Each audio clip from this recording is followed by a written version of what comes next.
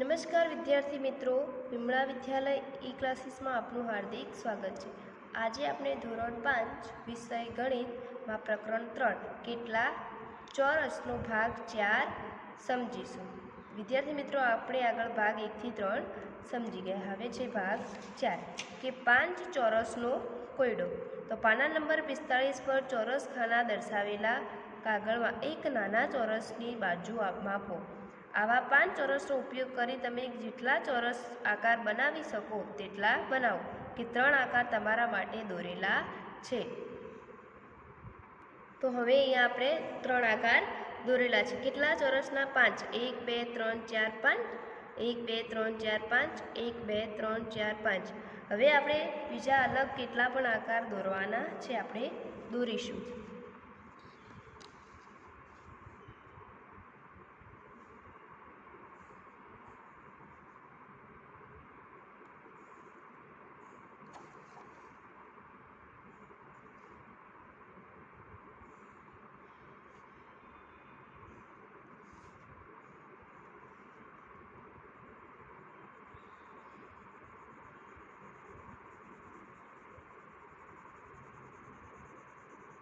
તો 1 2 3 4 5 થઈ ગઈ।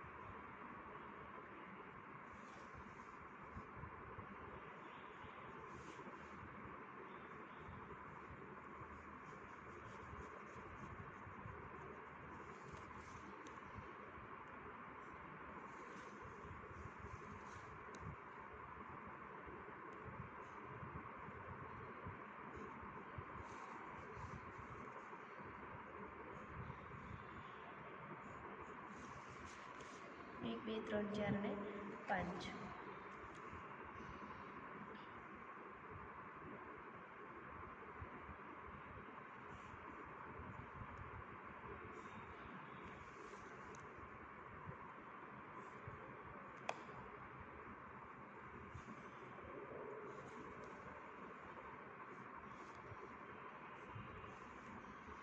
હું અહીંયા કેટલાક આકાર દોરેલા છે, હવે બાકીના તમારે જાતે અંદર દોરવાના છે અને જેનું ક્ષેત્રફળ તમારે શોધવાનું છે।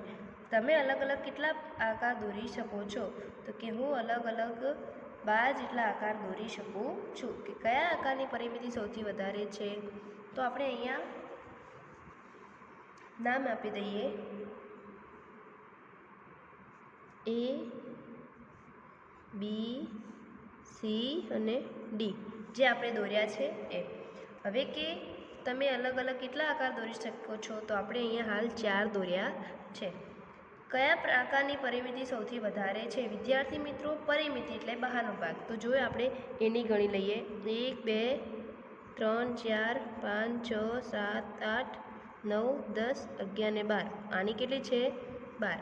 બીની 1 2 3 4 5 6 7 8 9 10 11 ને 12। આની પણ કેટલી છે? 12। હવે આની ગણીએ સી 1 2 3 4 5 6 7 8 9 10 11 ને 12। બધાની પણ કેટલી છે? 12 12 જ છે। આની ગણીએ 1 2 3 4 5 6 7 8 9 10 11 ને 12। તો કે આકૃતિ એ બધાની પરિમિતિ એક સમાન છે।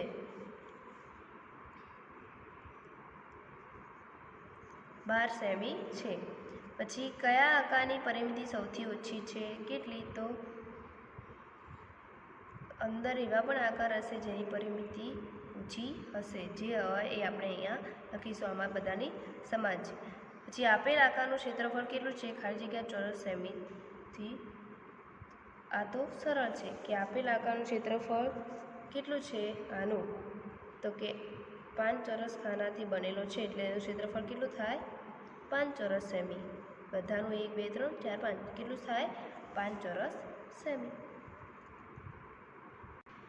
હવે છે કે તમે 5 ચોરસની મદદથી બધા આ 12 આકારો મેળવ્યા, બરાબર. આવા બધા 12 આકારો મેળવ્યા કે આ બધા 12 આકારોને એવી રીતે ગોઠવ્યા છે કે જે એક લંબચોરસ બનાવે છે. આ એક 10 ગુણ્યા 6નો લંબચોરસ છે, કેમ કે તેમાં 10 ગુણ્યા 6 એટલે આમ 6 અને આમ 10, તેમાં 10 હાર અને 6 સ્તંભ છે. તમને જાણીને આશ્ચર્ય થશે કે આ બધા ચોરસ આકારોમાં 10 ગુણ્યા 6નો લંબચોરસ કેવી રીતે 2000 કરતાં વધારે રીતો છે.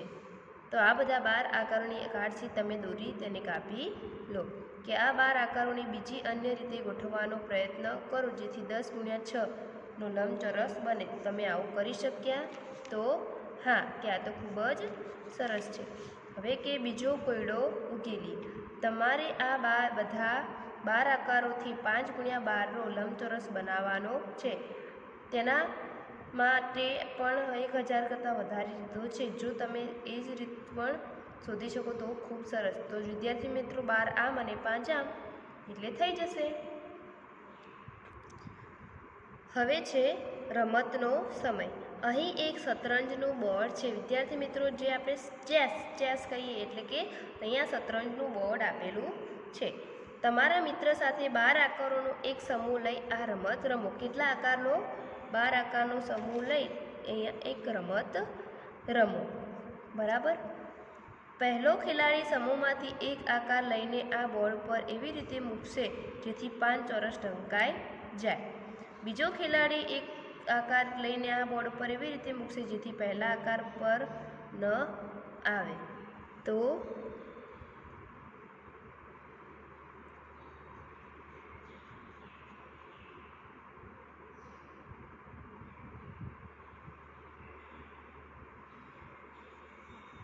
આપણે 5 આકારનો એક બનાવ્યો, બરાબર.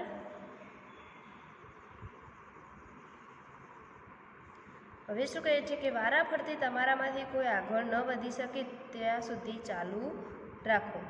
જે છેલ્લો આકાર મૂકશે તે વિજેતા ગણાશે. હવે તમારે આ 5 આકારો બનાવીને આગળ વધવાનું છે. જે છેલ્લો આકાર મૂકશે તે વિજેતા ગણાશે. પહેલો આમને મૂક્યો, બીજો આને મૂક્યો, પછી ત્રીજો આ મૂકશે, ચોથો આ મૂકશે, પાંચમો આ મૂકશે, છઠ્ઠો આ મૂકશે, છેલ્લે કશું નહીં વધે. ભાઈ જે છેલ્લો આકાર મૂકશે એ વિજેતા ગણાશે. આ રમત તમારે વિદ્યાર્થી મિત્રો ચેસ જ્યારે રમતા આવડે તેને રમવાની છે. હવે છે કે તમારી પોતાની લાદી બનાવો. કે વિદ્યાર્થી મિત્રો આપણી ગણિત ગમત ધોરણ 4માં પાના નંબર 117 અને 19 પર તળિયાની પેટર્ન યાદ કરો કે તમારે એક સાચી લાદી પસંદ કરી ત્યાં સુધી લગાડવાની હતી જેથી વચ્ચે કોઈ જગ્યા ન રહે. વિદ્યાર્થી મિત્રો આપણે ભોંય તળિયે જે લાદી લગાવીએ છીએ એ જ્યાં સુધી આપણને વચ્ચે કોઈ જગ્યા ના રહે અને એકદમ ફિટ થાય ત્યાં સુધી આપણે લગાવવાની હતી. એ આપણે ધોરણ 4માં ગણિત ગમતમાં શીખી ગયા. અહીંયા છે જીરી એક દુકાનમાં ગઈ અને ત્યાં ભોંય તળિયામાં અલગ અલગ પેટર્નની લાદીઓ જોઈ આશ્ચર્યચકિત થઈ ગઈ. કેટલી સુંદર છે આ પેટર્ન. કોણ? જીરી એક દુકાનમાં ગઈ અને ત્યાં ભોંય તળિયાની શું જોઈ? અલગ અલગ પ્રકારની પેટર્નો જોઈ અને તે આશ્ચર્યચકિત થઈ ગઈ કે કેટલી સુંદર છે આ પેટર્ન જે તમને અહીંયા ચિત્રમાં દેખાય છે.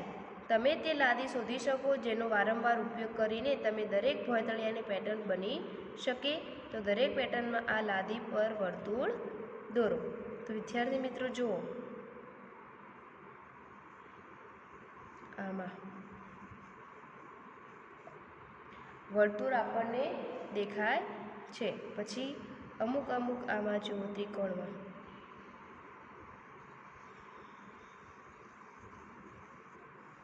એમાં પણ આપણને દેખાય છે. તો કે આ પેટર્નને જોઈ જીરી પોતાની પીળી લાદી પોતે બનાવવા માગે છે. તમે પણ આ રીતે તમારી લાદી બનાવી શકો છો. કે પગલું 1, એક કાર્ડ શીટ કે જાડા કાગળનો ટુકડો લો અને તેના પર 3 સેમી બાજુવાળો એક ચોરસ દોરો.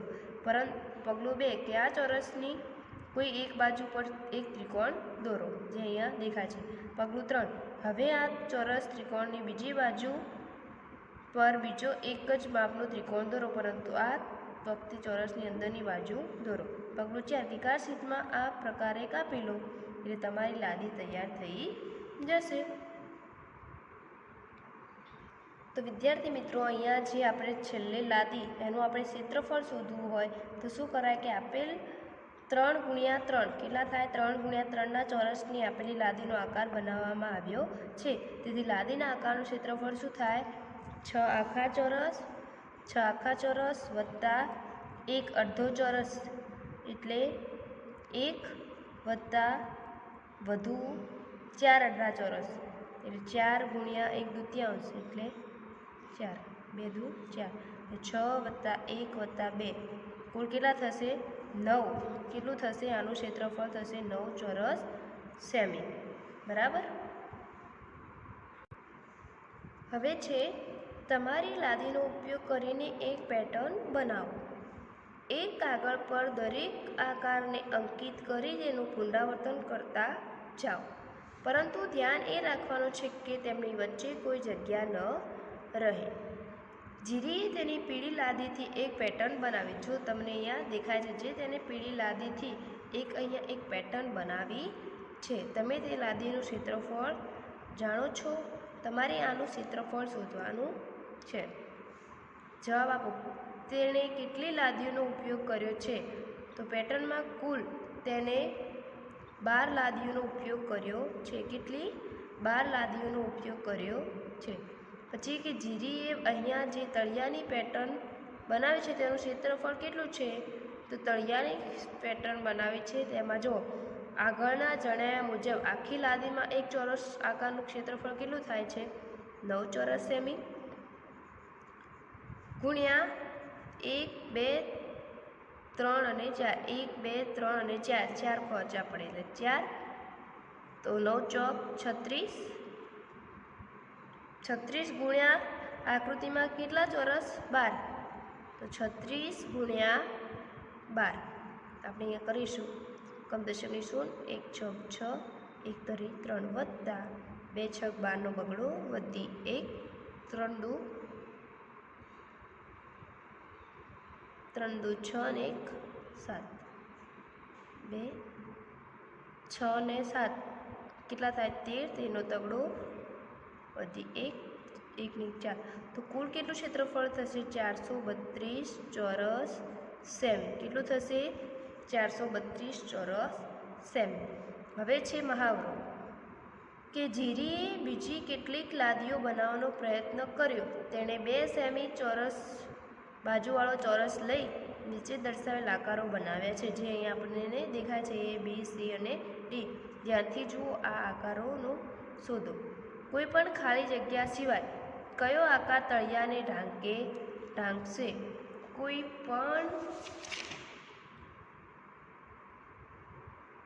પણ ખાલી જગ્યા વગર કયો આકાર એ તળિયાને ઢાંકશે? તો વિદ્યાર્થી મિત્રો, આકાર C અને D પેટર્નની તળિયાની ખાલી જગ્યામાં સ્થાન ન રહે તે રીતે ઢાંકશે. કયું આવશે? પેટર્ન C અને D. કઈ આવે? C અને D. કે આ આકારોનું ક્ષેત્રફળ કેટલું છે? તો કે આ આકારનું ક્ષેત્રફળ 4 ચોરસ સેમી છે. 4 ચોરસ સેમી. કઈ રીતે? તો 2 ગુણ્યા 2, 2 દુ 4, તો 4 ચોરસ સેમી છે.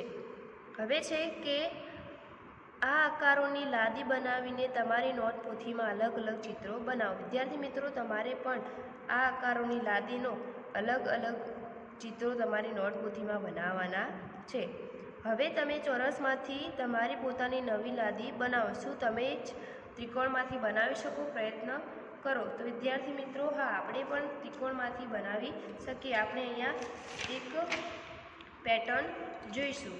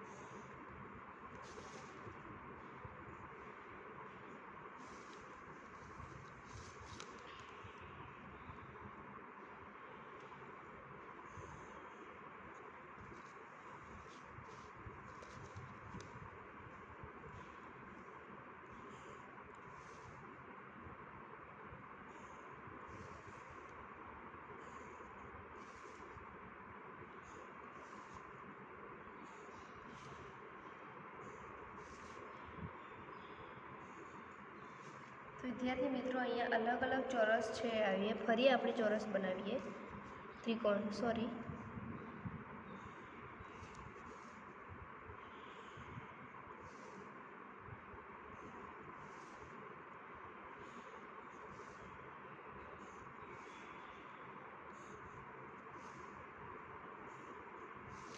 અહીંયા અલગ અલગ ચોરસ ત્રિકોણ આપણે ત્રિકોણ બનાવ્યો છે. આપણે ત્રિકોણની મદદથી આપણે અલગ અલગ પેટર્ન ભોયતળિયાની પેટર્ન બનાવી શકીએ છીએ.